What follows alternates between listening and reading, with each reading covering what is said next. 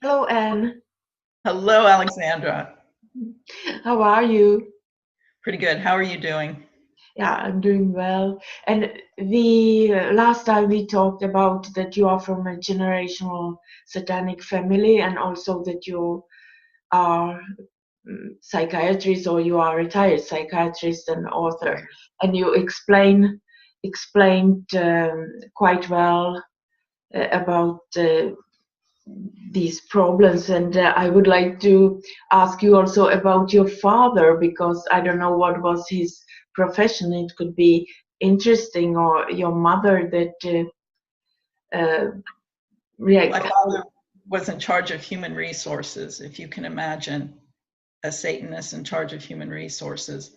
But I find that quite common. What they appear to be by day and what they actually are by night are in complete contrast. Mm. And how your mother wasn't involved My in. mother was mind controlled, but she was not running the show. My father was, meaning that if he wanted to leave her at home, which was, I think, more of a good time for him, he did. And she was on the couch a lot of my childhood, sleeping. She went to a lot of doctors trying to find out what was wrong. She didn't feel well. In my opinion, she was drugged, because I know my father drugged me a lot, slipped things into her food, her drinks. And so she was not the kingpin, he was. And she was very much a slave, as was I. Mm. You talked about that you were in London with your father when you were 16, I believe, and it was a satanic mass or satanic fest. But was it like that you were in other countries also? Yes, we were on a satanic trip, meaning that we stopped at various countries and usual touring during the day and satanic meetings, orgies at night. And that trip we went to Amsterdam and Paris and Sweden. In Sweden? Mhm. Oh, where in Sweden? I normally I live in Sweden. Where in Sweden? I'm sorry. In Denmark. Denmark, we took a little trip over to Sweden, but no, I don't remember rituals in Sweden. It was Denmark, actually. Copenhagen. Copenhagen, yeah. Yeah, I'm sorry, my mistake. Yeah, We took and just a little trip to Sweden one day. okay. When I don't know how much you can tell how where, for example, in Denmark, was the ritual? Was it in church also? I'm not remembering that real very clearly. That's one thing that is still lingering from my past is I have a poor memory. Mhm. And if I think and I pause and I go inside, the images will come to me, but it's not real clear flowing like most people's memory that, oh, I went here and then we did this and things really flow. For me, there's still some resistance there. It's hard to remember things that are so painful. It's much easier to pretend like the here and now is all that's ever been. Mm. But your memories, you do you now have also memories from early childhood that you were. Yes, I do. Most recently, well, let's go back a little bit. Having undergone intensive therapy, I had very clear memories of 3 years old on as far as my father's violence. And just this summer, I broke my arm. And if you read my book, Illness Can Be the Cure, you know that every physical malady has a psychological component, in my opinion, in my experience. So I had my arm put in a cast, of course, a splint. And the next morning, I was just meditating why. That wasn't on my schedule for my summer to have a broken arm. I slept in gym class. So why? Why? And what came to me was an image when I was just a baby of my father taking my arm, and he said, I am your master, You are my slave, and if you ever disobey me, I will crush you. And he took my arm and snapped it. Now, that's so early, you don't know if it's a real memory or just a metaphor for his presence in my life, because that certainly is true. But after that, I started getting all these memories of infancy, and he was just as brutal to a baby as he was to a 3-year-old, 4-year-old, and on.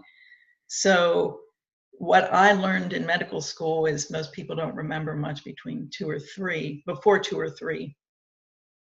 In my opinion, it's because we're not integrated with the infant that we once were and still exists inside us.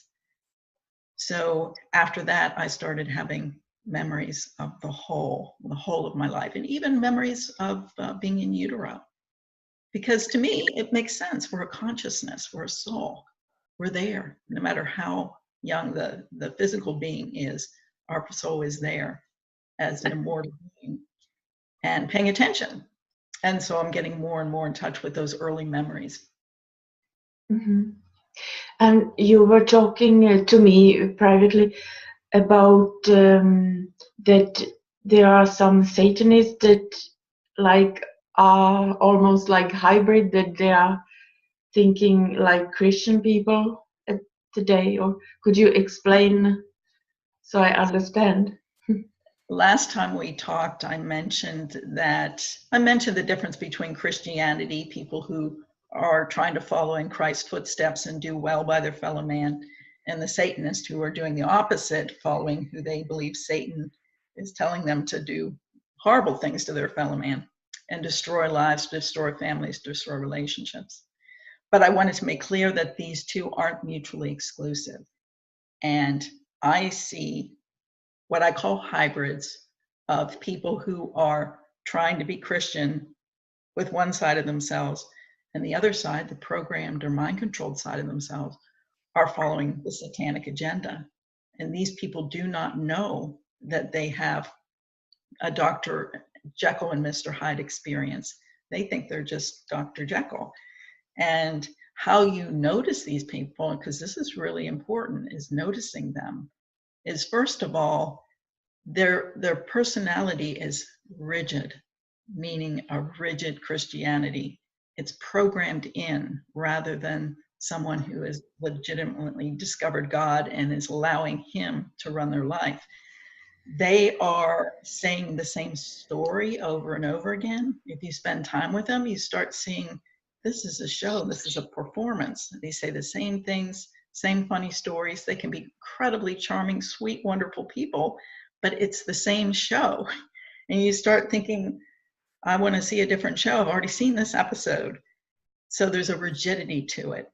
And one way you can find these people not only seeing the same show over and over again is if you ask them to step out of character. They have trouble with that because they've learned this character. Their life depends on acting out this character. And to step out feels life-threatening. So they can get very defensive very quickly. They'll attack you. They'll shun you if you start asking them to step out of character. Now compare this to a healthy human being, a healthy adult, where we can play any character. Any role that's asked of us, we can play. Anything that will help human evolution, we can do. There's a flexibility there. There's no rigidity. There's no attack if you ask me to do something differently. I'm happy to. So that's one really clear way you can know these hybrids. And another way is they're very resistant to inner work. They don't think they need to go there. You can tell they're uncomfortable with that idea. A lot of churches are actually teaching people that all you have to do is accept Christ as your Lord and Savior, say the words, I've accepted him, and bam, it's over, magic. Rather than, oh, it's a process of continually accepting him this moment, and then this moment, and this moment, and accepting the changes he's asking us to do, and accepting the roles he's asking us to play, and being whatever character he's asking us to fulfill in order to facilitate what his agenda is, and not our own. So very, very, very different. You told me also that you knew friends or people who were tortured or seen Joseph Mengele, the doctor from Nazi Germany. So he was in your country. Yes. Could you talk about, do you have some details, or who, when it could have been, which years? I'm guessing it was the 50s and 60s from my experience. Again, I have a poor memory. I don't have details, but I do remember that name. It's an unusual name. And I do remember people being tortured by him. And I remember people saying that he used different names as well. Rather than his own name, he might go by Dr. Black, Dr. Green, Dr. White, you know, some sort of color that they thought that this is kind of unusual. He has that name with a strong accent. Doesn't quite fit together. I do remember that, but I don't remember the details. I don't know, Arizona Wilder, maybe you have seen an interview. She talked to David Icke, I believe. She was very high level in the satanic hierarchy, and and she was mind controlled by him, or met him, I believe, also in 1980s. Joseph Mengele. I believe she talked about it. I will check it out later. So I would also show you 3 days after, I believe a couple of days after I published interview with you, and people ignore me here in Czech Republic, seemingly, or the authorities. But when I say something critical about somebody, so suddenly next day he's doing beautiful interview, how good he is, and so so you can. What happened here was that 3 days after I published the interview with you, where you are talking about that there are Satanists among medical staff, and that you warned us, we should be careful, and that they can even kill, and I can see it in msn.com, really, that they like the numerology they use and how happy they are, and it's always like on the first place if they kill some child, for example in dental office, they will really show it to all the other Satanists. So what I want to say that 3 days after this interview I published here in Czech Republic, there was on the social network, they told that a picture, that many people seen this picture and talked about this picture, but actually I believe it was about another sacrifice, actually, that the picture was a female medical doctor who is crying after they have how you call it when you resuscitate. Yes, and but the young man died. And do you see the message in the picture? Can you see the woman? I see more her torso and her hand on her hip. And do you see something they want to tell us? Somebody? Do you see her hand, Masonic sign? Oh yeah. Yeah. Yep. So it was like first side stuff that this picture with this medical doctor has, people have been talking about it so much so that it's on the news, and you see the Masonic sign. So what do they want to tell us? Did they kill the person, like didn't give him help so that he would be killed? Or how do you react when you see the Masonic sign? Yeah, it makes me wonder for sure. Yeah. It's interesting. I was looking up statistics last night on heart disease. And one statistic I heard is that, or I saw online, was that if someone has a heart attack outside of the hospital, they're 3 times more likely to live than if they have a heart attack in the hospital. Oh my. And I thought, that's interesting. It was like, well, let me remember the statistic. It was like 10% survive in the hospital, and where 30% will survive outside, something like that. That to me is a statement. Mm. Yeah. I would like to show you, I have another picture, and it's a classification from, it's a video actually. I don't know if you can see the name of the video, CDC to assist FEMA in beheading Christian. Oh my goodness. And Oh, it's a code for like treatment, and I can read it to you. You could see it on in the video, and it's code E978, legal execution. All executions performed at the behest of the judiciary or ruling authorities, whether permanent or temporary, which means a banker could decide, anybody, like authorities, permanent or temporary, as asphyxiation by gas, which is Nazi Germany, like Cyclone B, beheading, decapitation by guillotine. And you maybe know that I believe it's true that 30,000 guillotines were agreed in Congress, US Congress. Have you seen it? I believe it was 2013. I have seen the information about it, but it should be of interest to any American to know if your congressman agreed on buying 30,000 guillotines.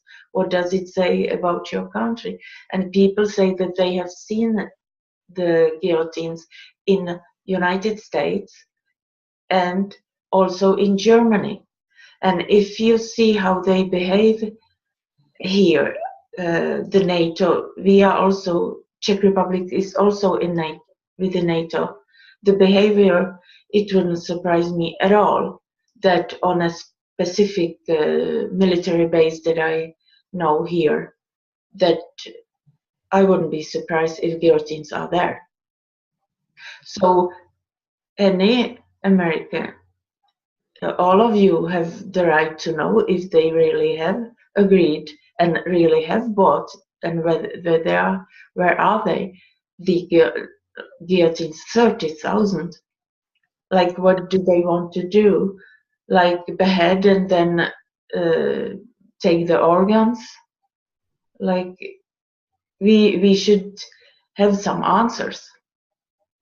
yes. And, I believe you would have been attacked before us in Europe, and it's therefore that we can see what's going on for all of us more in United States, because you would be the victim of this mass murder before us. I believe so. Then next is capital punishment. What a treatment. What a medical treatment. Beheading by guillotine and asphyxiation by gas. What a treatment. You know, electrocution, hanging, poisoning, shooting. This is codes for medical treatment. E978, legal execution. I suppose it's real. The people have checked it up. So what a wonderful world we live in. Well, last time we talked, I told you about post-traumatic stress and how people that have that are endlessly recreating their traumas or avoiding their traumas. And here's a perfect example. Everything you mentioned is part of my childhood experience. So I feel the people who are implementing these things are recreating their childhood experiences. And the people that don't want to hear about it, don't want to know about it, turn off the channel, let's go somewhere else, they are avoiding their trauma. They don't want to go there. And both are manifesting post-traumatic stress. Mm. Then I would like to mention, normally I live in Sweden. I have moved back to Czech Republic. I was brought up here, but normally I live in Sweden, and I have worked as a medical doctor only in Sweden, as a neurologist and a psychiatrist, and I have not no clue about Satanism actually among medical doctors, but after we have been talking about this, it's anti-human agenda. It's sacrificing, but also these people are also those who want to exterminate in billions, like among, isn't it so, Satanist? It's anti-human. So in Sweden, in 60s especially, or before, there occur mass sterilizations, and the psychiatrists were the leading, or several of these top psychiatrist professors and psychiatry professors in forensic psychiatry who were involved very heavily as the minds of it, and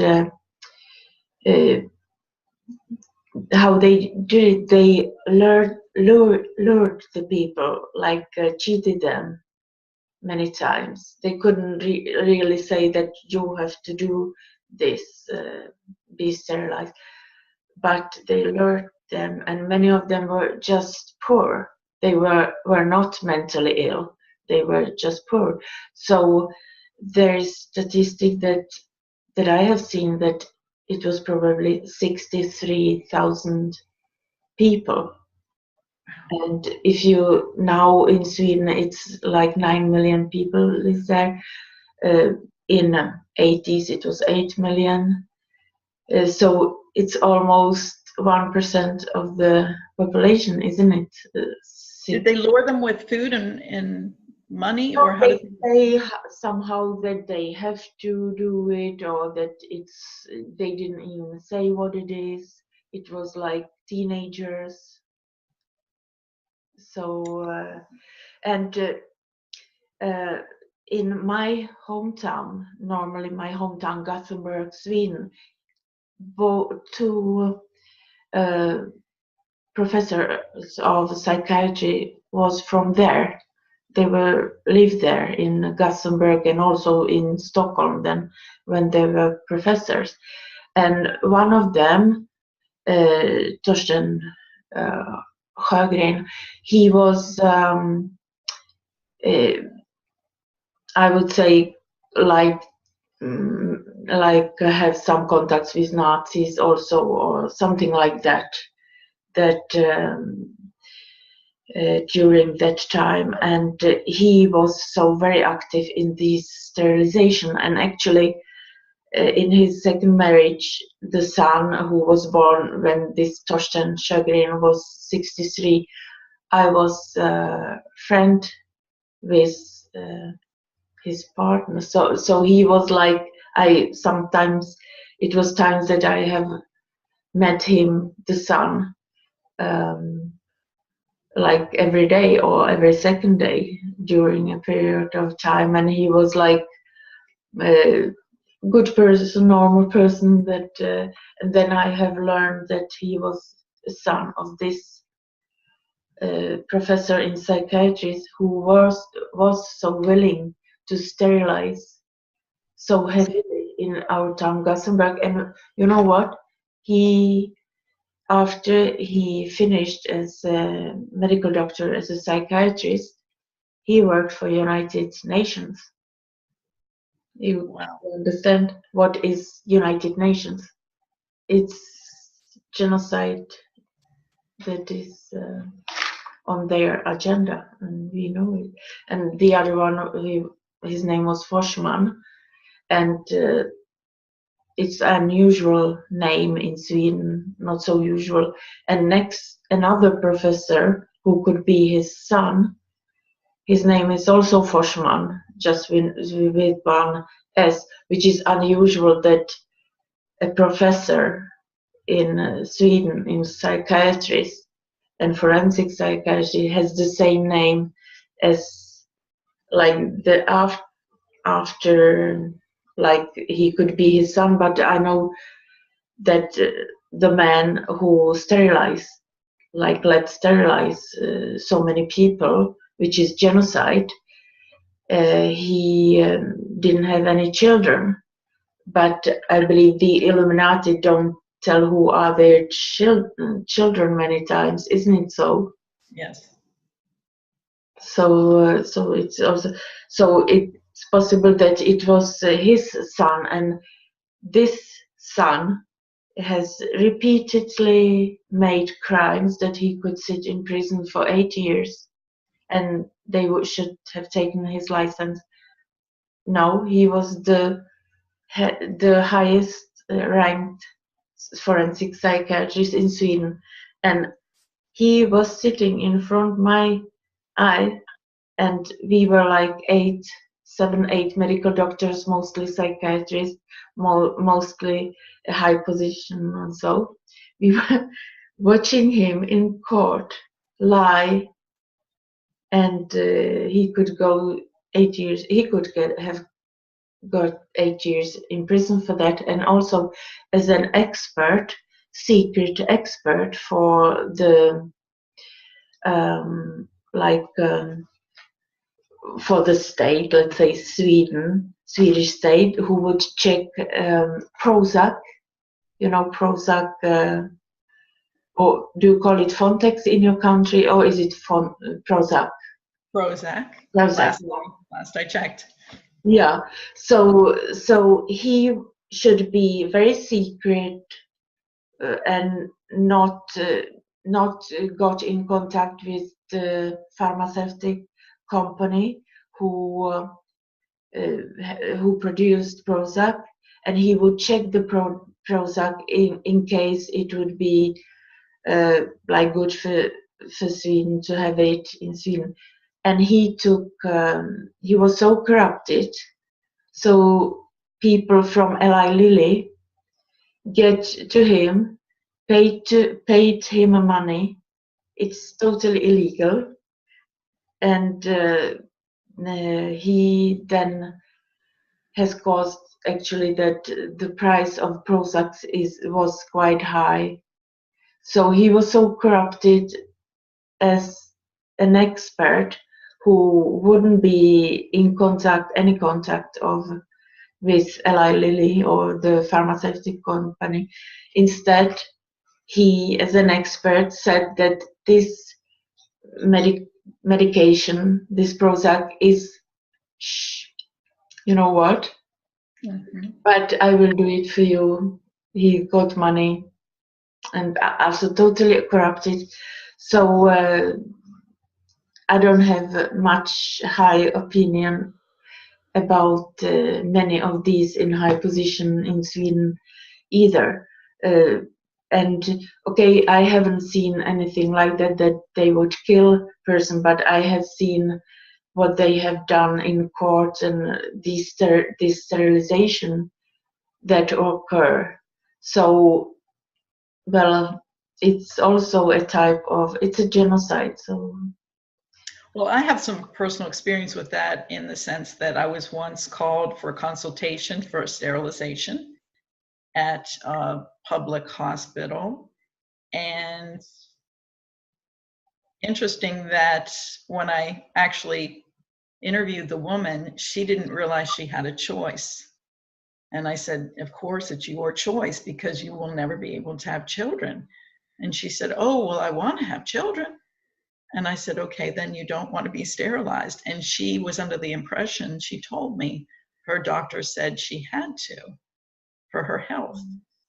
And so that really scared me that someone could be manipulated like that. And so my recommendation was, of course, that she have her choice, which is to have children. And she had a mental illness. But again, if you read one of my books, I believe mental illness is an expression of unresolved trauma. And when you deal with that, you can have a normal life. If you don't deal with that, yes, you may be in and out of hospitals or on medication for the rest of your life. But again, it's a choice. And if people knew they had this choice, our profession would be so different. My old profession. Mm. Yeah. How is your like this with medication? I worked as a neurologist, and we were cautious, like with expensive drugs for epilepsy that we use. But of course, epilepsy you have to treat those who need it. So, but we were aware of the high cost, and like then I started in to work within psychiatry, and I saw like the pharmaceutical companies, like they manipulated us so heavily to be sellers for their pills, and also the diagnosis manic depression before. When I was in medical school, it was manic depression, and suddenly it switched name to bipolar. And my impression was it was just that the companies wanted to sell pills to many more people, so they called like people with personality disorders directly, that many got diagnosis bipolar, and directly these stabilization pills, medication which is many times anti the same medication as for epilepsy, like lamotrigine, topiramate, and so, and so the medication, we have patients like some of them has 20 different medicaments within them, and you saw that the person has personality disorder. It's like you say, borderline or emotional unstable personality disorder, obvious, and you see the diagnosis in the papers is psychosis and like heavy drugs. And sometimes I was like shocked what happened with patients. Are you able to spend time finding out exactly what this person's history has been and help them work it through? Do you have time for that in your country where you've practiced? You know, I started with psychiatry 2013. I was a neurologist, and then 2003 I started. It was like 4 years to learn psychiatry, and then 2007 I became psychiatrist. But at the same year, when I finished with this and I would start to work as a specialist, I made an operation of, you know, hallux valgus. How do you say it usual way? Hallux valgus. It's on the foot, like a little bit extra bone. So I took it away or remove it in an elective operation, and it was not good at all, because after that I got pain every step I made. It was a pain, and like 4 years later I found out that it was arthrosis, and then I have done arthrodesis, that I don't have it's like a metal plate over there. But what I want to say, that when I was finished 2007 I couldn't walk, so I had to stop work with that, and I worked more with conferences because I could take flight, and so these 4 years before, or a few years before I was operated, I couldn't walk really. I couldn't work in hospital, and so which means that I haven't worked so much after 2007 to 2009, 10. Then I worked like 2 years, 2 more years. So it wasn't so much psychiatry for me. I had worked mostly as a neurologist. So yeah, but now I have lost. Yeah, I had a question. I don't know. It's if you have been within military or torture there, and also if you have seen in the rituals, people have described beings that are not human beings when they are at these rituals. Have you ever seen anything like that? Not under the influence, as far as there was so much drugging and so much torture that in my experience, I saw whatever they wanted me to see. You know, you just get so passive when there's that much abuse. So I don't know. That's something I have a question about, because I know people that are unmistakable that they've seen people of different dimensions or from different planets. And I don't want to dismiss their experience. That's certainly not, I don't want people to dismiss my experience. But I just, in my own mind, I don't know. I was raised on Star Trek, so I like to believe there are people from other planets. To me, that feels good. And also to feel there might be hope out there, because I feel our planet is suffering so much. We are devolving, human beings are devolving, and we need help. So I like to think that there might be people from other planets who can come and rescue us, but I really don't know. Well, what I have heard about reptilians, I haven't seen them, but I have heard Sandra Fächt, Councillor Sandra Fächt, have got several people who were talking about reptilians, and then within military whistleblowers, many came out that sure, there are beings and they even live on this planet underground. So when I see the testimony of, I cannot, I believe that it's true. That, and what I have heard about those who are here and in contact with Vatican and NATO, that they are negative towards us, that they have anti-human agenda. So I wouldn't. I can show you a picture. Unfortunately, I haven't got the book, but in a Czech book, which was, I believe, from Britain, Czech book for English for 7th grade children in 7th grade, so like 13 years old children, and I believe it was from Cambridge, or and I look inside the book, and I was quite surprised of the manipulation and mind control.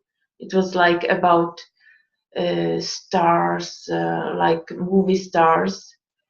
So the children would be used to what these movie stars has to say, and then these movie stars and pop stars, they are influenced. They then many times tell the propaganda or are used by Illuminati. But it was especially an article there about very responsible president who is reptilian president on a planet that 100 years before something would, some asteroid or something would crush their planet, so that this good president, reptilian president, told the people that they have to take spaceships and go to another planet before this asteroid hits their planet, and so everybody prepared in these 100 years. And I don't know if you can, I took a picture like this. Wow. This responsible, good reptilian president on this planet. And you know what I was thinking? The reptilians exist. They are negative, mostly against us. The children don't know it, that they exist, and the teachers not either. But these children got in their mind that reptilians are good, responsible. And I believe now is coming Nibiru, which will not hit us, but it will be a certain devastation on the surface of the earth. But it will not hit us. But what I know from the Illuminati propaganda, they want to take children from the Illuminati, top Illuminati. They want to take a lot of children from their parents. And how easier would it be when these children are mind controlled through these books? It's books English for Czech children, when they have learned that reptilians are good, responsible, and they wanted to help and evacuate. What a good mind control if you know that Nibiru is coming and that the Illuminati want to have free access to the children, and you know what would happen with these children. It would be pedophilia, cannibalism, slavery, organ donations, or organ harvesting. The evil. So when I saw this in a book, I believe it was this way, that they want to have the children. And have I made myself clear what I mean? That I think so. What brings to mind is perception is so malleable, and it's just so important that we are concentrating on our reality, because so many people take it for granted that their perception is accurate. And I've worked with that man, he's a nice guy. Well, if we're mind controlled, we will see him that way, even though he's horrible.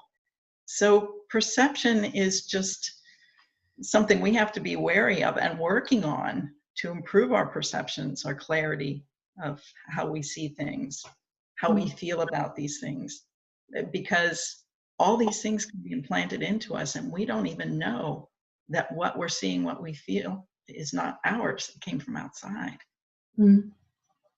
I can show you another book. It is for 8th grade, it's 14 years old, and it's about how to become a good citizen. Like it's these lectures, and instead you see the propaganda, and in the end of this book, it's. Can you see it? Wow. Yeah. For me, it's all-seeing eye of Lucifer.